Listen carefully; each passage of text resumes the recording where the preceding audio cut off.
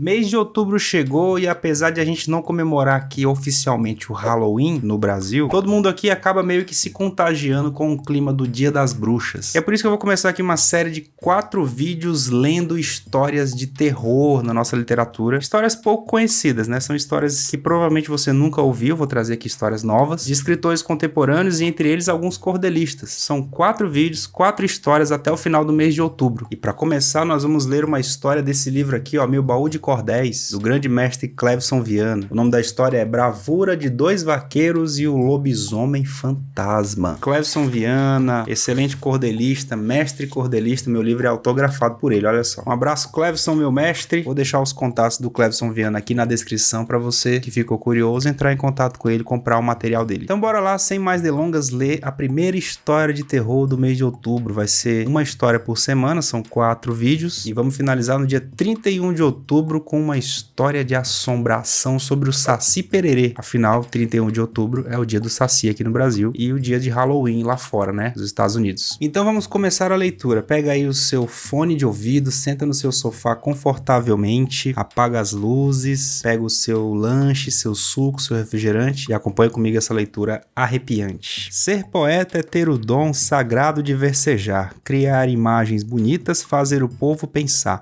É falar ao coração e nas asas da emoção com o leitor viajar. Gracejo, drama, lirismo, tudo é ingrediente para o poeta escrever de maneira inteligente, por seu papel singular, poder se imortalizar no seio de sua gente. Hoje, porém, deu vontade de causar outra emoção, trazer para o meu leitor um pouco de distração, pois sei que o povo aprecia um relato em poesia com bravura e assombração. A história que vou contar tem gente que fica pasma, bate o queixo, treme as pernas, sente até vertigem e asma. Escrevo nesses roteiros bravuras de dois vaqueiros e o lobisomem fantasma. João Firmino era um vaqueiro corajoso em demasia. Para correr na caatinga outro igual não existia. Bem disposto e resoluto como um centauro matuto tinha força e valentia. Filho e neto de vaqueiros já nasceu predestinado a saber montar cavalo e entrar em mato fechado. Herdou de seus ancestrais fibra e coragem demais para correr atrás do gado. No estado do Ceará, lá em Quixeramobim, nasceu este nordestino numa fazenda e por fim, as festas de apartação eram prazer, diversão e o seu melhor festim. Não temia a assombração, gostava de correr risco, em busca de aventura no seu cavalo mourisco, animal bom de traquejo que o valente sertanejo o batizou de Curisco. Na fazenda 3 irmãos nosso vaqueiro vivia, mas se achava entediado, sem prazer e alegria. Pensou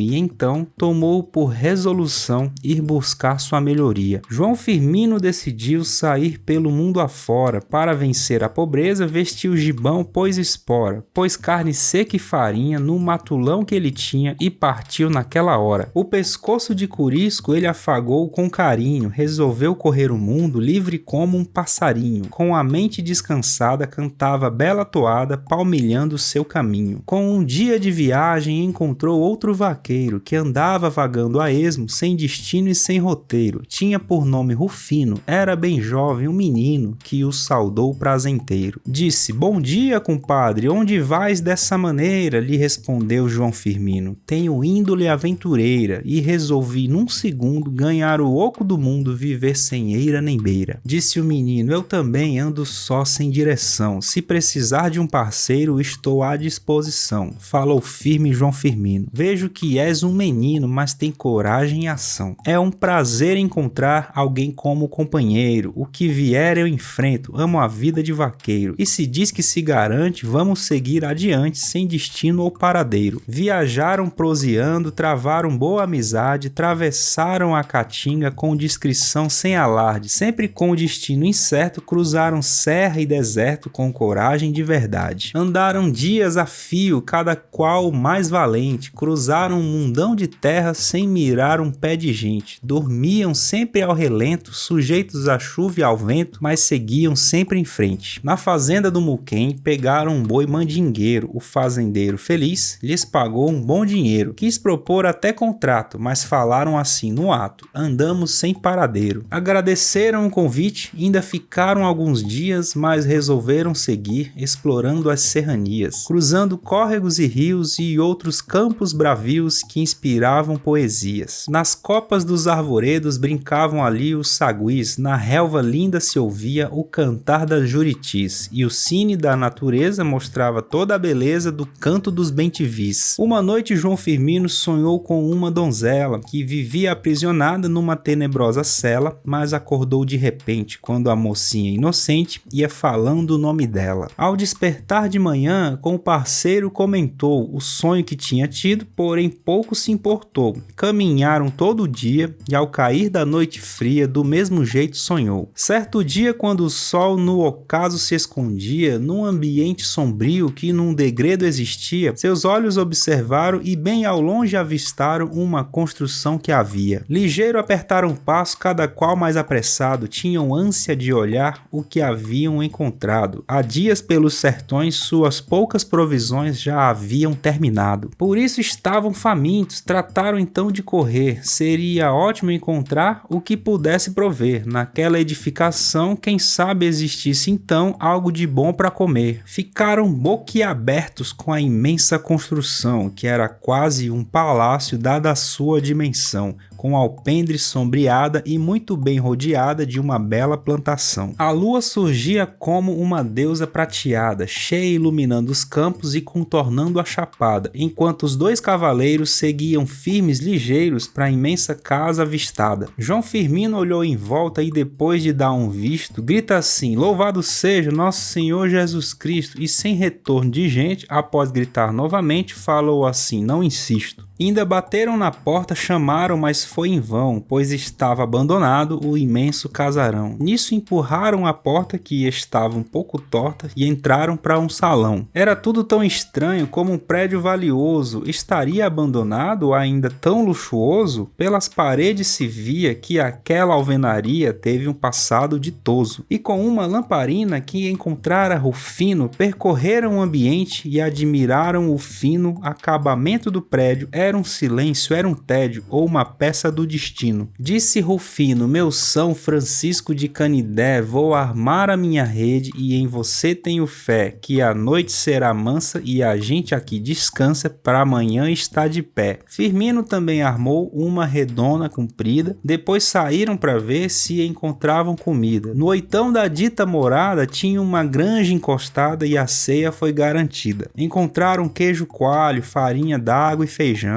de corda, cebola e nata para temperar o pirão, pimenta, sal e panela e uma lasca amarela de lenha para o fogão. Desapiaram os cavalos, deram banho, água e milho. Nisso o pelo de corisco ganhou maciez e brilho. Guardaram arreios e celas e foram olhar as panelas sem haver mais empecilho. Prepararam de comer naquele imenso lugar e cada um dos vaqueiros comeu para se fartar. Para quem estava no mundo errante igual vagabundo, foi alegria sem par. Disse João Firmino: agora faça um cigarrinho e pito com essa palha de milho para espantar mosquito. Foram deitar bem refeitos e falaram satisfeitos: ó, que banquete bonito! A lua tomava o céu, prenha redonda e bonita, e em noite de lua cheia, quando o céu se precipita, nas terras desses sertões aparecem assombrações da forma mais esquisita. Eita, que será que vai aparecer aqui agora, hein? Quando Firmino deitou em sua rede prazenteira, adormeceu de repente, sentindo a brisa fagueira. Sonhou com porão e cela, onde a bonita donzela vivia prisioneira. A moça dizia assim: vaqueiro, por gentileza, nesse palácio fui rica, vivia como princesa. Hoje uma fera tremenda, uma criatura horrenda, por aqui me mantém presa. Um perverso lobisomem me mantém num aposento, no porão desse palácio, no mais cruel sofrimento. Meu nome é Veridiana, eu e minha irmã Mariana padecemos sem alento.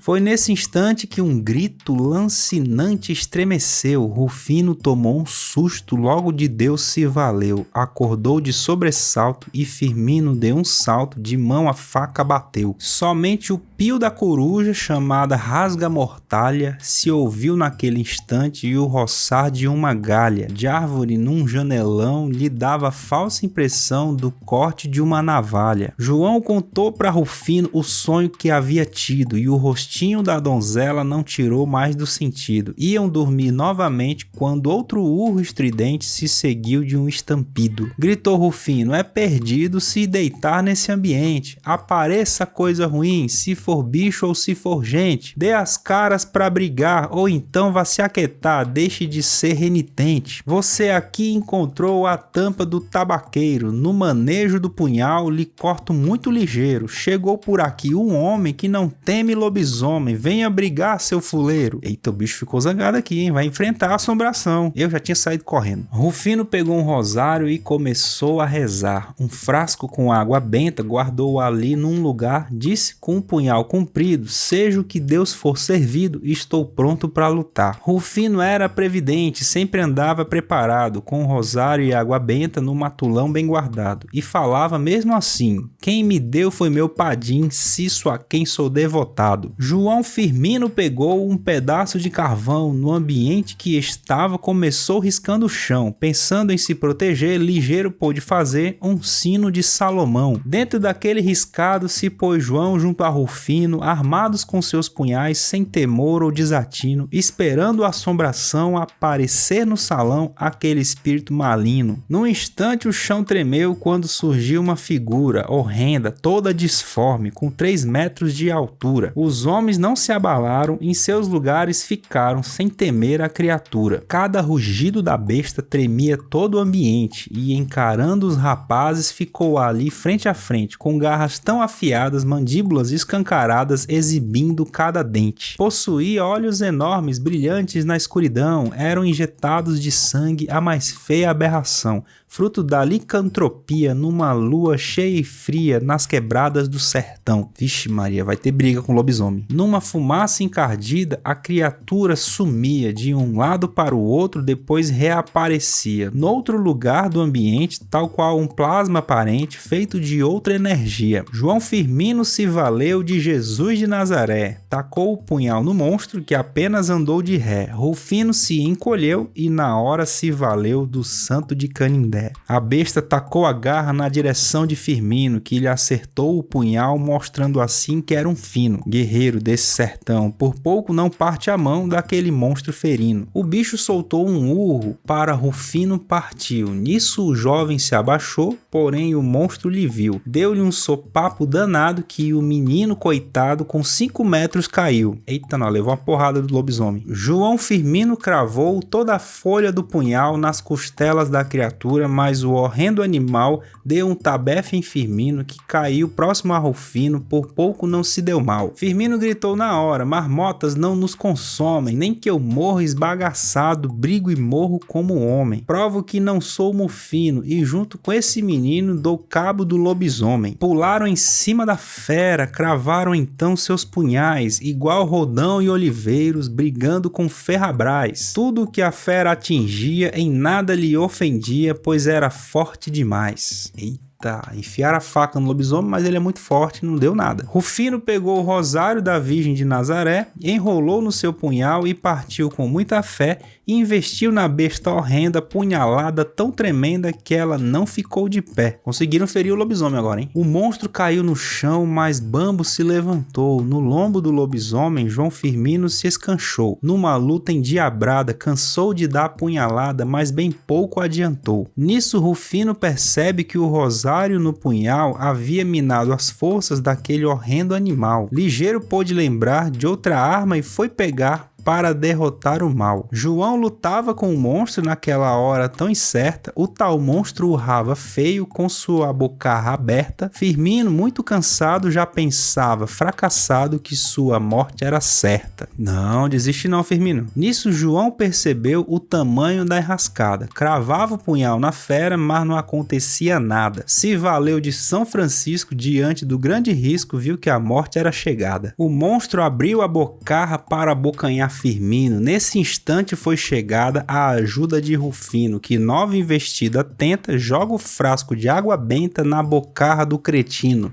Só com água benta mesmo, hein? O monstro se retorceu e seus olhos revirou. Atacado de cesão, caiu no chão e rolou. Com a água da Santa Pia, a feia licantropia num instante desvirou. O terrível lobisomem quase leva à perdição os nossos heróis vaqueiros. Na maldita ocasião, quando foi se desvirando, foram eles constatando tratar-se de um ancião. Eita, temos um plot twist aqui. O lobisomem era um mestre ancião. Mas rapaz, os rapazes se prostraram, dando vivas ao divino. As graças de São Francisco pôde louvar João Firmino. A Maria concebida por ter lhe salvado a vida logo agradeceu Rufino. Quase ferido de morte, pôde o velho confessar que mantinha as filhas presas, mostrou até o lugar. Firmino foi resgatá-las e quando pôde avistá-las de emoção quis chorar. Veridiana lhe deu um abraço demorado, agradeceu ao rapaz por haver-lhe resgatado do cenário de pavor e disse assim: meu amor, com você tinha sonhado. Firmino olhou para a moça e afagou seu rostinho. Ela logo demonstrou a ele imenso carinho e, encantado por ela, contou então para a donzela o que sonhou no caminho. Veridiana mostrou a sua irmã para Firmino, disse: essa é Mariana, que teve o mesmo destino. Mariana, sorridente, ficou muito mais contente quando conheceu Rufino. E livre da maldição, o fazendeiro morreu, mas antes de expirar, comovido agradeceu, falando emocionado, dizia ter lamentado o que cada uma sofreu. Na cela que estavam as jovens, acharam um baú de couro. No mesmo tinha guardado um gigantesco tesouro, pulseira, anéis e cordões, além de muitos dobrões, muita prata e muito ouro. Firmino junto a Rufino disseram então para elas: agora vocês são livres, sem algemas e sem celas, com riqueza e liberdade e beleza de verdade, além de ricas donzelas. Veridiana, sorrindo, disse assim: quero falar. Homens assim, tão valentes, é tão difícil encontrar? Eu pergunto a João Firmino e minha irmã a Rufino, querem conosco casar? Oh! Ali todos se abraçaram, foi tão linda a comoção, fizeram juras de amor no imenso casarão. Firmino e Veridiana e Rufino com Mariana cantam o luar do sertão. E por fim, a estrofe com acróstico, do nome do Clevson, para provar que a autoria é dele, vejam só. As bravuras dos vaqueiros, Clevson Viana narrou. Livre de tudo criou emocionantes roteiros, valorizando os guerreiros, instigando assombrações. Seus versos trazem emoções, segue mostrando a cultura, onde a arte faz figura nas futuras gerações.